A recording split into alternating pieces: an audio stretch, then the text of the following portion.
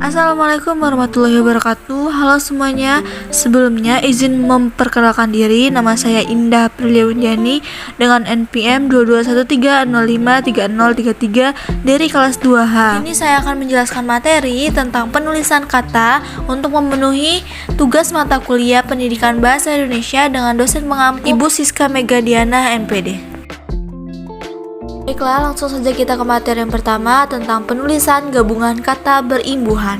Gabungan kata atau ada pula yang menyebut kata majemuk merupakan gabungan dari dua kata atau lebih yang memiliki makna berbeda dengan kata-kata asalnya. Meski dua kata atau lebih tersebut telah digabung menjadi satu, penulisannya tetap dipisah, tidak disatukan. Seperti misalnya kata orang tua. Nah, kata orang tua tersebut itu dipisah atau dispasi, tidak digabung menjadi orang tua. Terus kemudian tanggung jawab, tanda tangan, kerjasama, dan garis bawah itu semua perkataannya dipisah. Bagaimana jika gabungan kata mendapatkan imbuhan? Jika gabungan kata hanya mendapatkan awalan atau akhiran, penulisannya tetap dipisah. Akan tetapi jika gabungan kata mendapatkan awalan dan akhiran, penulisannya disatukan. Gabungan kata yang hanya mendapatkan awalan atau akhiran, misalnya yang pertama ada orang tuanya.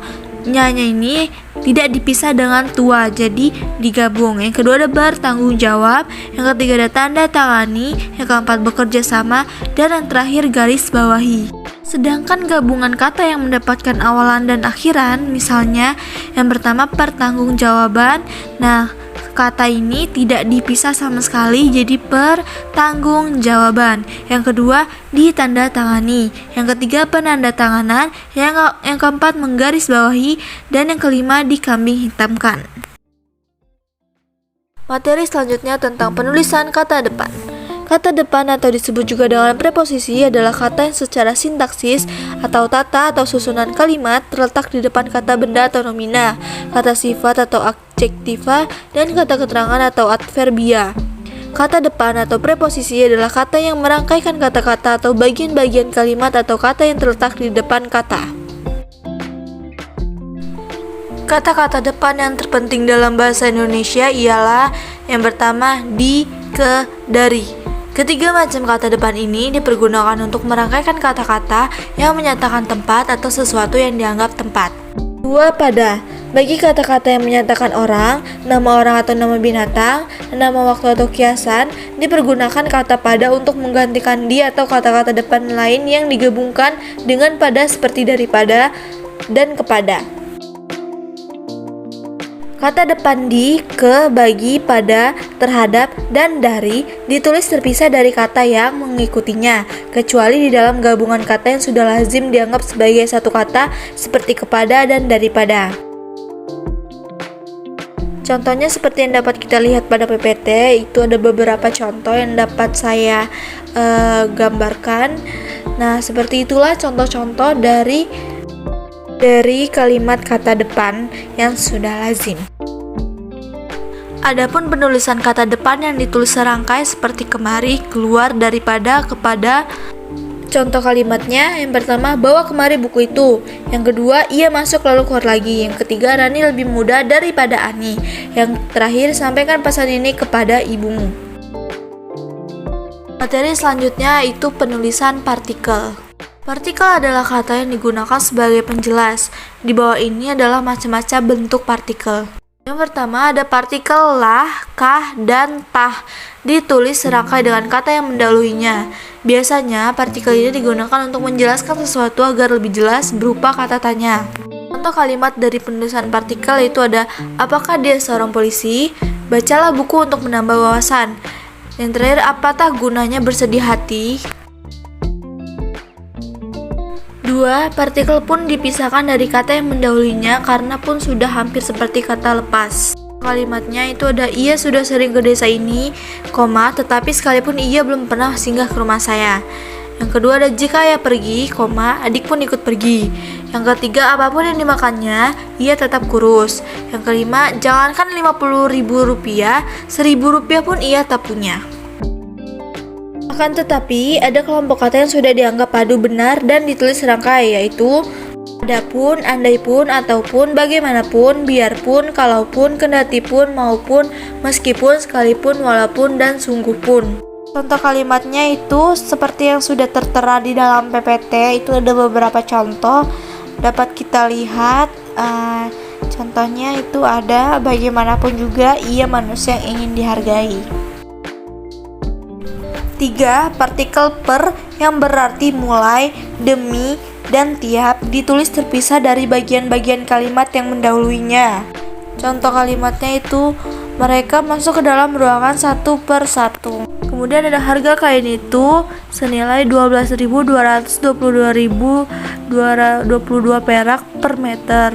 Kemudian ada Pak Roni diangkat menjadi pegawai negeri per Oktober 2009. Materi selanjutnya, penulisan singkatan dan akronim.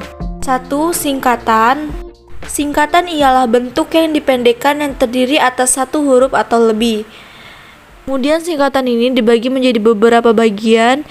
A. Singkatan nama orang, nama gelar, sapaan, jabatan, atau pangkat diikuti dengan tanda titik.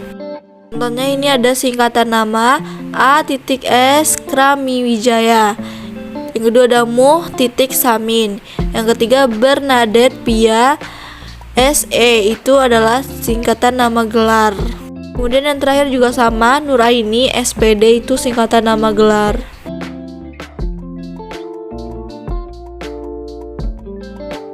B. Singkatan nama resmi lembaga pemerintahan dan ketatanegaraan, badan atau organisasi, serta nama dokumen resmi yang terdiri atas huruf awal kata ditulis dengan huruf kapital dan tidak diikuti dengan tanda titik.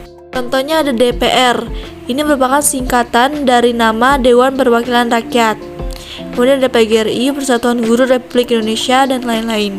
C. Lambang kimia, singkatan satuan ukuran, takaran, timbangan, dan mata uang tidak diikuti dengan tanda titik.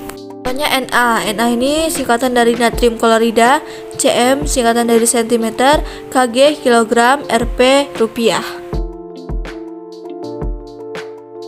D. Singkatan umum yang terdiri atas 3 huruf atau lebih diikuti satu tanda titik. Contohnya DLL, singkatan dari dan lain-lain, DSP, dan sebagainya, DST, dan seterusnya, dan lain-lain. Namun terdapat singkatan yang cara penulisannya tidak seperti contoh di atas, yaitu A.N. yaitu singkatan dari atas nama, D.A dengan alamat, U.B untuk beliau. Yang kedua, akronim. Akronim ialah singkatan yang berupa gabungan huruf awal, gabungan suku kata, ataupun gabungan huruf dan suku kata dari deret kata yang diperlakukan sebagai kata. Akronim dibagi menjadi beberapa bagian, yaitu A. Akronim nama diri yang berupa gabungan huruf awal dari deret kata ditulis seluruhnya dengan huruf kapital. Contohnya itu ada kata ABRI, itu singkatan dari Angkatan Bersenjata Republik Indonesia. Yang kedua ada SIM, singkatan dari Surat Izin Mengemudi. B. Akronim nama diri yang berupa gabungan suku kata atau gabungan huruf dan suku kata dari deret kata ditulis dengan huruf awal huruf kapital.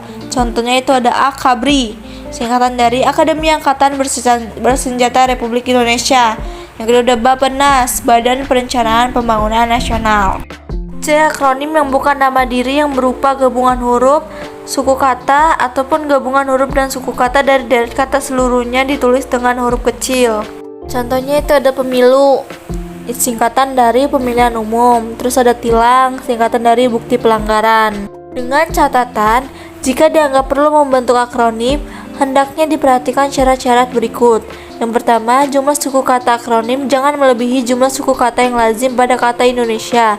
Yang kedua, akronim dibentuk dengan mengindahkan keserasian kombinasi vokal dan konsonan yang sesuai dengan pola kata Indonesia yang lazim. Materi selanjutnya, penulisan angka dan lambang bilangan. Angka atau lambang bilangan adalah lambang yang menyatakan jumlah atau tingkatan. Pertama, angka dipakai untuk menyatakan lambang bilangan atau nomor. Di dalam tulisan lazim digunakan angka Hindu Arab atau angka Romawi. Seperti contoh itu ada angka Hindu Arab itu 1, 2, 3, 4, 5, 6, 7, 8, 9, 10. Terus itu ada angka Romawi, bisa kita lihat di dalam PPT seperti itu. 2. Angka digunakan untuk menyatakan ukuran panjang, berat, luas, dan isi. Contohnya itu 20 cm dan 5 kg. Terus itu ada satuan waktu. Contohnya 1 jam 20 menit atau pukul 16.00. Yang ketiga itu nilai uang. Contohnya Rp5.000 atau $5. Yang keempat ada kuantitas jumlah. Contohnya 12%, 20 orang. 3. Angka dipakai untuk melambangkan nomor jalan rumah, apartemen, atau kamar pada alamat. Seperti contoh Jalan Imam Bonjol nomor 10.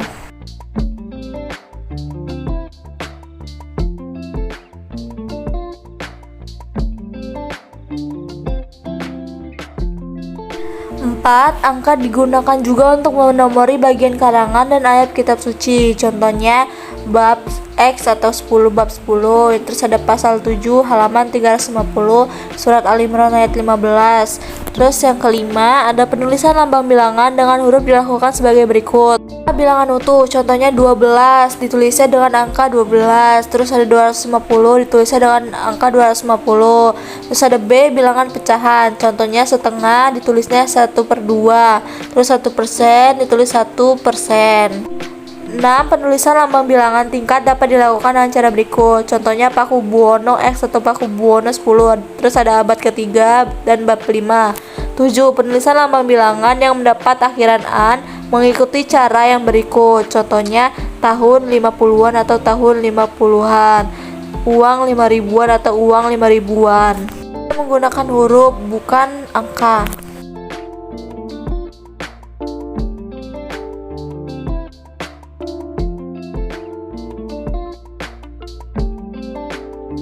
8. Lambang bilangan yang dapat dinyatakan dengan satu atau dua kata ditulis dengan huruf kecil, kecuali jika beberapa lambang bilangan dipakai secara berurutan, seperti dalam perincian atau pemaparan.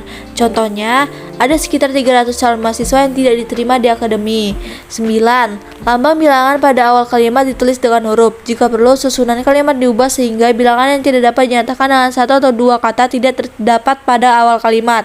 Kita sering melihat penulisan lambang bilangan yang salah. Contohnya itu ada 15 orang menderita luka berat dalam kecelakaan itu. Itu adalah pernyataan yang salah. Seharusnya 15-nya ini menggunakan huruf bukan angka. 10. Angka yang menunjukkan bilangan utuh yang besar dapat dieja sebagian supaya lebih mudah dibaca. Contohnya, perusahaan itu baru saja mendapat pinjaman 250 juta rupiah. 11. Bilangan tidak perlu ditulis dengan angka dan huruf sekaligus dalam teks, kecuali di dalam dokumen resmi seperti akta dan kwitansi. Contohnya, jumlah pegawai di perusahaan itu 12 orang. Itu pernyataan yang benar. Yang salahnya itu jumlah pegawai di perusahaan itu 12. 12-nya menggunakan angka, itu pernyataan yang salah. 12. Jika bilangan dilambangkan dengan angka dan huruf, penulisannya harus tepat. Contohnya, saya lampirkan tanda terima uang sebesar 9.999,75. Materi selanjutnya, penulisan kata ganti. 1. Kata gantiku dan kau. Penggunaan kata gantiku dan kau ditulis dengan serangkai dengan kata yang mendahuluinya. Contoh, makanan ini cukup enak kurasa. Terus selanjutnya, kapan kau pergi? 2. Kata gantiku mu dan nya. Penggunaan kata gantiku mu dan nya ditulis serangkaian dengan kata yang mendahulunya. Contohnya, pakaianku kotor terkena noda minyak goreng. Kemudian kami melihat sepatumu sudah tidak layak pakai. Ketiga, halaman rumahnya sangat luas dibandingkan rumah lain.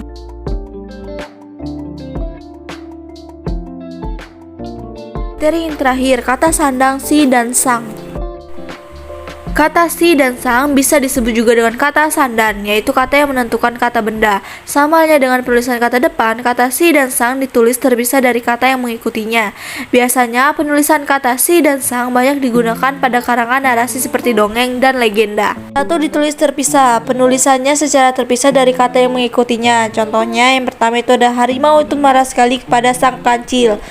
Kemudian, surat itu dikirimkan kembali kepada si pengirim. 2. Ditulis kapital. Huruf awal sang ditulis dengan huruf kapital jika sang merupakan unsur nama Tuhan.